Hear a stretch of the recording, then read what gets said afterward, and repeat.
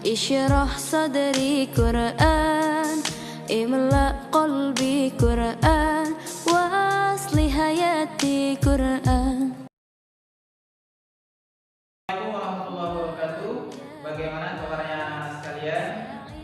Mudah-mudahan kita senantiasa selalu dalam lindungan Allah Subhanahu wa taala. Baiklah anak sekalian, pada hari ini kita akan melanjutkan pembelajaran daring. Bagaimana pada minggu yang lalu kita sudah melaksanakan penilaian tengah semester. Mudah-mudahan dari penilaian tengah semester itu Anda semua mendapatkan nilai yang sempurna, nilai yang sesuai dengan pembelajaran yang kita sudah laksanakan pada minggu-minggu yang lalu.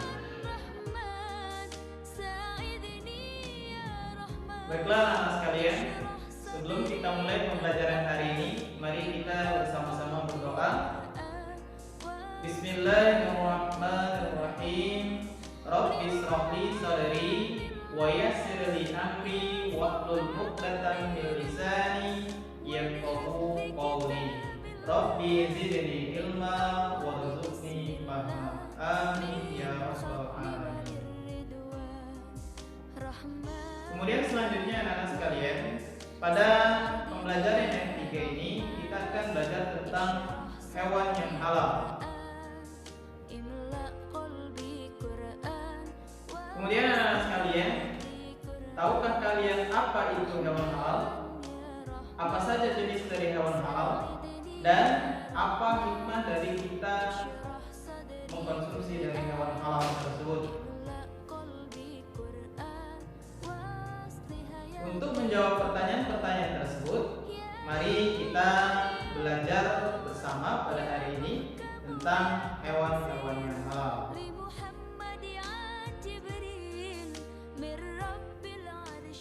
Yang pertama, apa itu hewan halal? Hewan halal adalah hewan yang diperbolehkan untuk dikonsumsi menurut syariat agama Islam. Jadi dari sini kita tahu bahwasannya hewan-hewan halal ini sudah jelas dan bentuknya juga sudah jelas. Karena apa? Karena syariat Islam sudah memperbolehkan, maka dari jenis, kemudian dari bentuk, dari jenis hewan, contohnya juga sudah dijelaskan. Materi yang kedua adalah jenis-jenis hewan halal. Hewan halal yang pertama adalah dari jenis hewan yang berasal dari darat. Hewan ini berupa hewan yang hidupnya hanya di darat saja. Jika dia hidup di air, maka akan mati dengan sendirinya. Sebagai contoh, hewan ini adalah kambing, kerbau, sapi, unta, kelinci, dan lain sebagainya. Yang mana hewan yang hidup di darat ini adalah hewan-hewan yang apabila dia sampai ke air dengan waktu yang lama, maka dia akan mati. Maka hewan ini adalah termasuk dalam golongan hewan halal. Sebagaimana dijelaskan dalam Quran surat Al-Maidah ayat yang pertama, mari kita baca bersama-sama. Bismillahirrahmanirrahim. Uhillat lakum bahimatul an'am. Rahman ya Rahman. Artinya, hewan ternak dihalalkan bagimu kecuali yang akan disebutkan kepadamu. Quran surah Al-Maidah ayat 1. Yang kedua adalah semua jenis hewan yang baik dan lezat. Seperti contoh adalah ayam, kemudian itik, bebek, burung merpati, burung pipit, atau bahkan kuda sekalipun dihalalkan oleh Allah Subhanahu wa taala. Sebagaimana pernah dijelaskan dalam hadis Nabi Muhammad SAW. Mari kita baca bersama-sama. An Jabir bin Abdillah radhiyallahu anhuma qala naha Rasulullah sallallahu alaihi wasallam yawma khaira an luhumil khumuril ahliyah wa azina fi luhumil khayl muttafaqun alaih. Artinya, Jabir bin Abdullah radhiyallahu anhu berkata, pada perang Khaybar Rasulullah sallallahu alaihi wasallam melarang makan daging keledai peliharaan dan mengizinkan untuk makan daging kuda. Hadis riwayat Bukhari dan Muslim. Kemudian yang ketiga adalah semua daging hewan yang disembelih dengan menyebut nama Allah Subhanahu wa taala.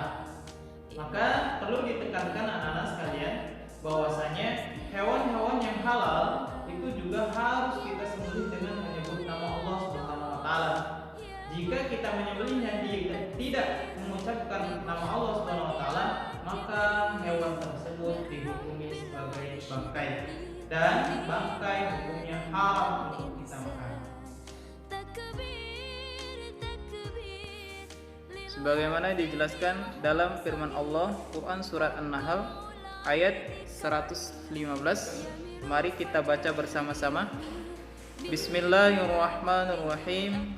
Innama harrama 'alaikumul maitata wad-dama wa lahmal khinziri wa ma uhilla li ghairillahi bih. Famanitturra ghaira baghin wala 'adin fa innallaha ghafurur rahim.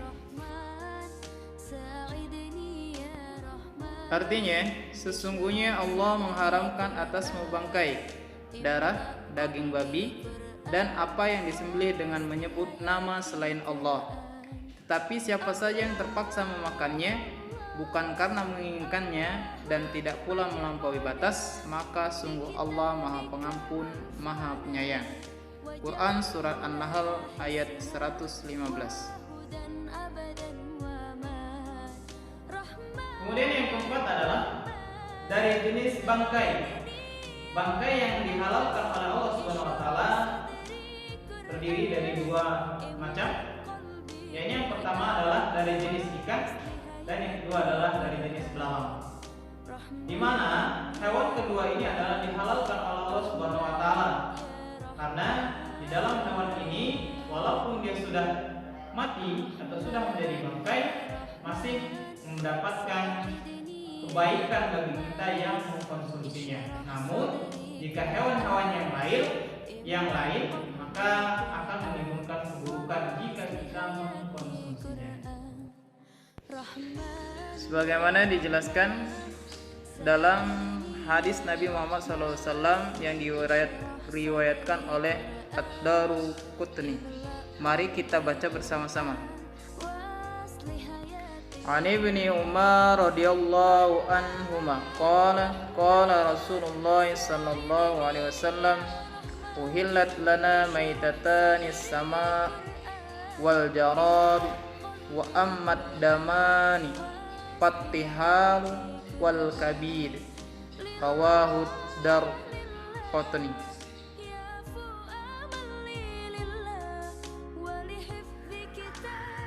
Artinya, Ibnu Umar berkata Nabi Muhammad SAW bersabda, dihalalkan bagi kita makan dua macam bangkai dan dua macam darah. Dua bangkai yaitu ikan dan belalang, dua darah yaitu hati dan limpa. Hadis riwayat Ad-Daruqutni.